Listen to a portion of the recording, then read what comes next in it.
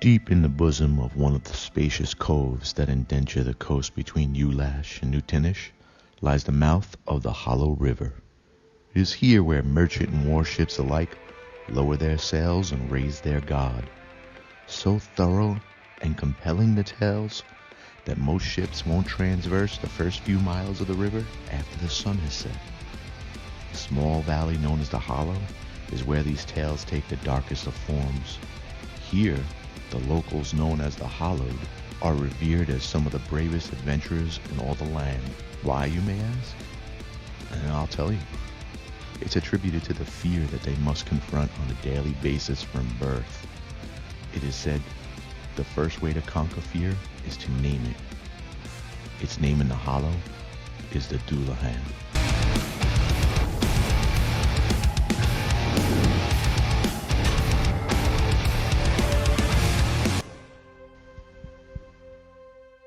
Alright, full disclosure and warning for some that may suffer from equinophobia.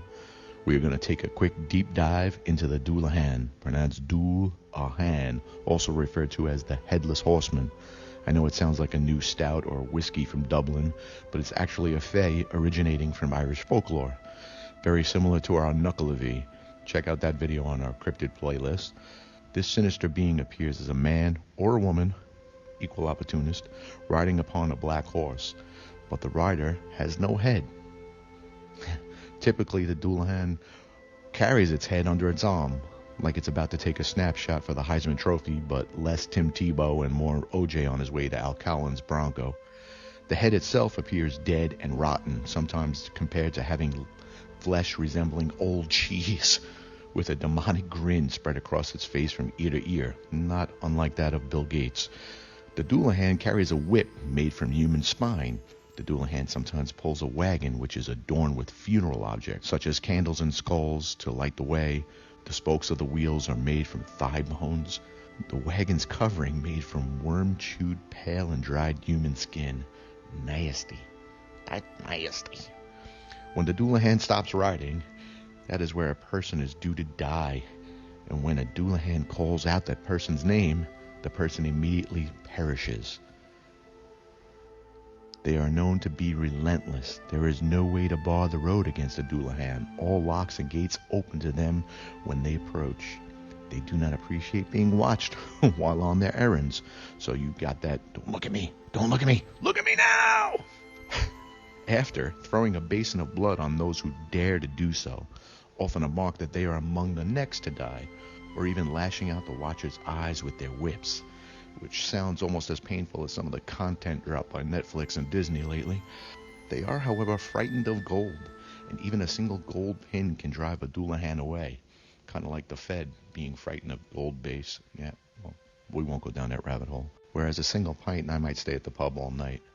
Now, as it appears in the Tomb of Beasts from Kobold Press, the black horse strides out of the shadows with its nostrils huffing steam. Its rider, swathed in black leather, raises his arm to reveal not a lantern, but its own severed, grinning head.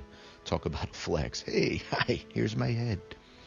Though it appears to be a headless rider astride a black horse, the Dullahan is a single creature.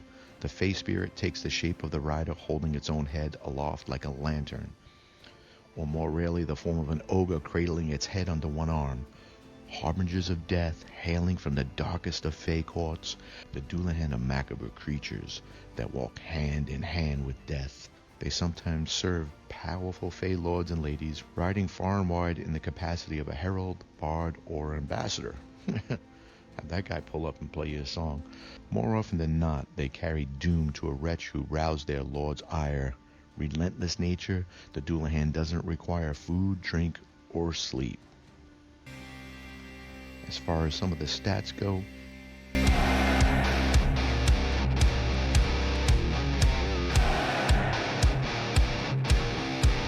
let's go!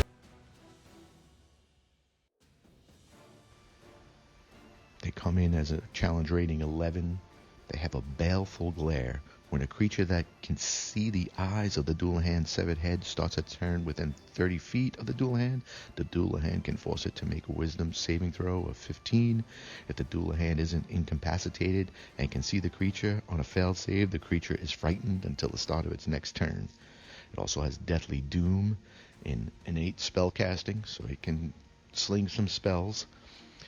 The Deathly Doom they can do once a day as a bonus action. Dullahan magically dooms a creature, and basically all your stats will suck a little bit for the rest of the day. Actions, it does a multi-attack. The Spine Whip, you knew that was going to get in there. The Spine Whip is melee attack, plus 8 to hit, reach of 10 feet, and it does 2d10 slashing damage plus 3d10 necrotic damage. If the target is a creature, it must make a Constitution saving throw of 15 or be racked with pain and fall prone. That would be one of those, that hurt. God damn it, I gotta get up.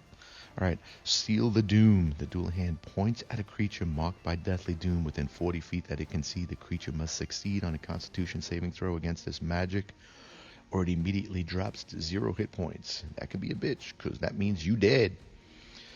And its reaction, it does the interposing glare. When the Dullahan is hit by a melee attack, it can move its severed head in front of the attacker's face. The attacker is affected by the Dullahan's baleful glare immediately. If the creature is averting its eyes this turn, it must still make the save, but does so with advantage. Ouch. That sounds a little bit more than a challenge 11, but there you go. Now, if you made it this far, I thank you from the bottom of my scarred heart. I know the channel's been quiet for about a month or 6 weeks, somewhere in that neighborhood, but I assure you I was not. Man, life happens. I got a ton of footage, and now I got my mom and dad living in my house, so I had to close up a home and open up mine. Anyway, honestly, I had needed to take a step back because YouTube is a twat, and they suck. They really do. But it's what we got right now. So the alternative is still not flying up there, so I'm working at it. We are also on Rumble, by the way, because that's a little more forgiving.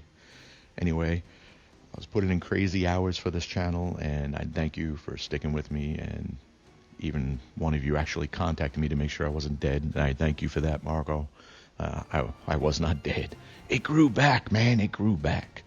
But thank you so much, and as we go into the holiday season, getting a little emotional now. He's getting a little emotional. He might cry. No, I'm not going to cry. I'm just, thank you.